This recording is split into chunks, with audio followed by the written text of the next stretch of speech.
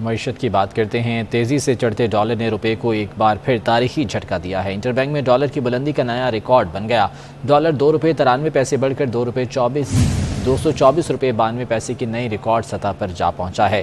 ایک بار پھر سے ڈالر کی قیمت میں اضافہ ہوا ہے۔ انٹر بینک میں ڈالر نے بلندی کا نیا ریکارڈ قائم کر دیا ہے اور ₹224.92 کی نئی ریکارڈ سطح پر جا پہنچا ہے۔ اوپن مارکیٹ میں بھی ڈالر ₹1 مہنگا ہوا ہے اور ₹225 کا ہو گیا ہے۔ ڈالر کی قیمت میں اضافہ مسلسل جاری ہے۔ اشرف خان سے مزید جان لیتے ہیں۔ اشرف بتائے گا کیا صورتحال رہی آج؟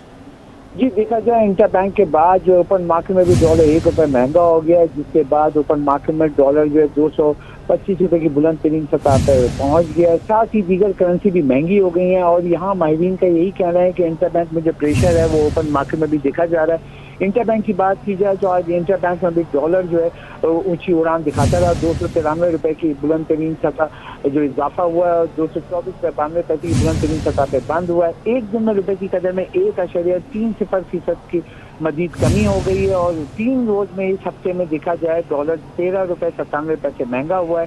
نئی حکومت آنے کے بعد اب تک امریکی ڈالر ₹42.90 مہنگا ہو چکا ہے اور یہاں ایکسچینج کمپنی ایسوسی ایشن کا کہنا ہے کہ مختلف خبریں افواہیں جو ہے مارکیٹ میں پھیل رہی تھیں کہ یہ بھی کہا گیا کہ ڈالر ٹھیک ہے اشرف خان، آپ ہمارے ساتھ موجود رہیے گا۔ معاشی تجزیہ کار ڈاکٹر شاہد حسن صدیقی صاحب ہمارے ساتھ موجود ہیں، ان سے اس حوالے سے بات کریں گے۔ ڈاکٹر صاحب بہت شکریہ آپ کے وقت کا۔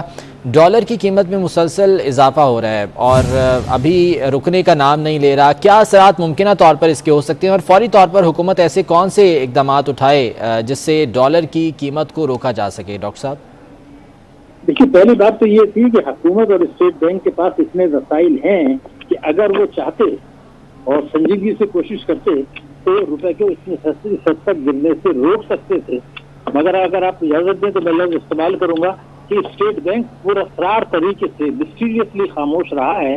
حالانکہ ماضی میں ایسے موقع پر وہ اسٹیٹ بینک جو ہے مہنگی شرح سود پر قرضے بھی حاصل کرتا ہے باہر سے، چاہے اگر 7% ہے تو آپ 12% پر کر لیں، 13% کر لیں، تو ایک دفعہ ریورس بڑھا لیں اور ریورس بڑھانے کے بعد پھر ایکسچینج کمپنی سے بات کرتے ہیں، بینک سے بات کرتے ہیں، کیونکہ سٹے بازی بھی ہو رہی ہے، سب کچھ ہو رہا ہے، تو وہ کوشش سرپرائزنگلی آپ کے بالکل نظر نہیں آئی۔ کچھ لوگ یہ کہہ سکتے ہیں جناب تب تو اسٹیٹ بینک کو خود مختاری مل گئی ہے اور اسٹیٹ بینک والے جو ہیں وہ ڈائریکٹ IMF سے بات کر رہے ہیں۔ وہاں پر جو صاحب ہمارے گورنر ہیں، آپ کو پتا ہے کہ وہ بھی ڈپٹی گورنر تھے، اب ایکٹنگ گورنر ہیں، وہ بھی IMF سے آئے ہوئے ہیں، پہلے بھی تھے، تو وہ وزارت خزانہ کو کچھ پتہ نہیں ہے کہ کیا ہو رہا ہے، ان کے ہاتھ سے چیز نکلی ہوئی ہے۔ تو اگر انہوں نے کوشش نہیں کی پچھلے چند ہفتوں میں ریورس بڑھا کر روپے کو کنٹرول کرنے کی، تو ہمارا وزارت خزانہ بھی خاموش رہا۔ یہ بھی مسٹیریس یا پراسرار بات ہے اور یہ لگتا ایسا ہے کہ یہ لوگ ڈر رہے ہیں کہ کہیں IMF یہ نہ کہہ دے کہ ہم نے تو اسٹیٹ بینک کو خود مختاری دی ہے، آپ بیچ میں کہاں سے آ گئے۔ تو یہ تو ملک اس طریقے سے پس گیا ہے، کیونکہ اگر خود مختاری دینے کا مطلب یا مارکیٹ بیس اکنامی کا مطلب یہ نہیں ہوتا کہ سٹے بازی شروع ہو جائے، لوگ 2 دن میں 10 روپے ڈالر کے مقابلے میں روپے کی قدر گرانا شروع کر دیں، تو یہ تو معیشت کے لیے بہت ہی تباہ کن ہے۔ اور مجھے یاد ہے کہ جس دن یہ حکومت آئی تھی تو 182 روپیز کا ڈالر تھا، اب آج یہ شاید 225 روپے پر آ گیا ہے، تو یہ تو 43 روپیز بڑھ گئے ڈالر کے اوپر، جو پاکستان کی تاریخ میں کبھی نہیں ہوا۔ اس طرح سے تو آپ کو 5,500 ارب روپے کے قرضے جو آپ کا سوال ہے بیرونی کرنسی کے ملکی کرنسی میں بڑھ گئے، ڈیٹ سروسنگ آپ کو زیادہ دینی پڑے گی، پھر روپے کی قدر گرنے سے جو امپورٹس آپ کی 75 ارب ڈالر ہیں، پیٹرول اور کھانے پینے کی اشیاء وہ ساری مہنگی ہو جائیں گی، مہنگائی بڑھے گی، لیکن حکومت کو ٹیکسز زیادہ مل جائیں گے، امپورٹ مافیا بھی شاید زیادہ کما لے، حکومت کو کسٹم ڈیوٹی بھی زیادہ مل جائے گی، لیکن جو لوزرز ہوں گے وہ پاکستان کی معیشت اور پاکستان کے 22 کروڑ عوام اور پاکستان کی جو آپ کی شرح نمو آپ دیکھیں گے وہ سست ہو جائے گی۔